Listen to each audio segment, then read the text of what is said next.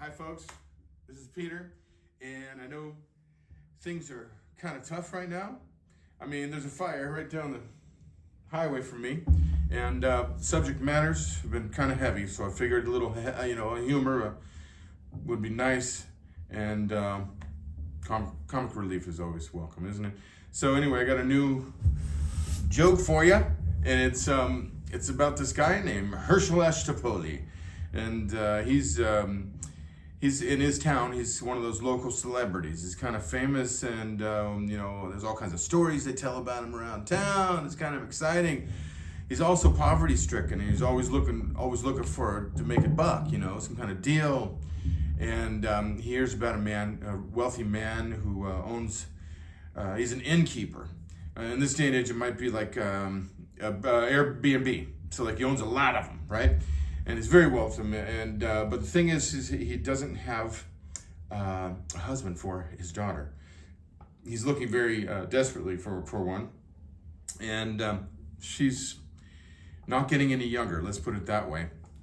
Anyway, so he finds out where the wealthy guy is. He goes down to his inn, and he is about to go inside, and he listens, and he listens to some schnorrs outside, and he goes, "Hey, listen, what's the angle on this guy?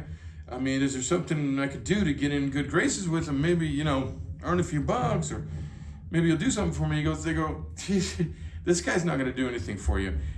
He's way too fast for you and way too wise." And they said, "Well, there's one thing." They said, "Listen, he's got a daughter, and she's the oldest daughter. She's not the most beautiful of his daughters, and but he really is looking for a son-in-law for her." They go, "If you go in there and you let him know that you're a suitor for his daughter, he'll treat you like a prince."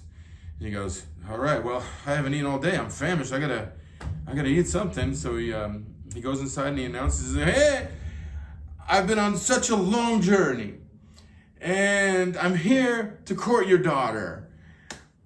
Right? And so the guy looks at him, he goes, "Oh, finally, a chesed that will treat my daughter well and complete our family's wishes and dreams and all of that stuff." And he goes, "Hey, listen, are you hungry?" And then Hershel says, "Yeah, I'm famished." And so they sit down and they have some hors d'oeuvres. And by the way, Hershel has 10 kids and a wife.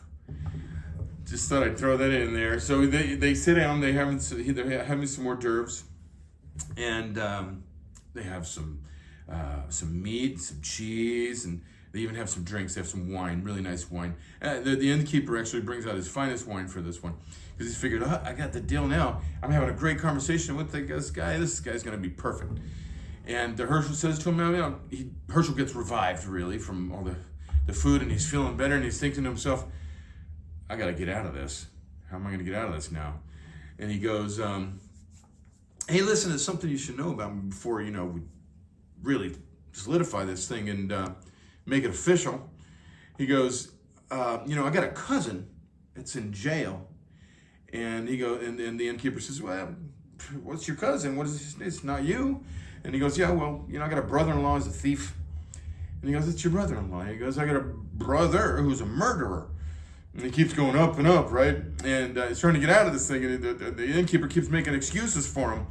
And he finally is like, "Yeah, my sister, she's involved in all kinds of Ponzi schemes, and you got to watch out for her, and all of that." And then he goes, "And my brother," he goes, "That's your sister." He goes, "My brother, my direct brother, he's actually a mass murderer. He's worse than Charles Manson. I mean, he's trying to get out of this thing." And finally, he's at home and he's telling his wife this story. He goes, "Listen, I gotta tell you, out of everybody, you're the worst one. Because when I sat there and I told him, I have a wife, he kicked me out of there right away." Okay, no. No.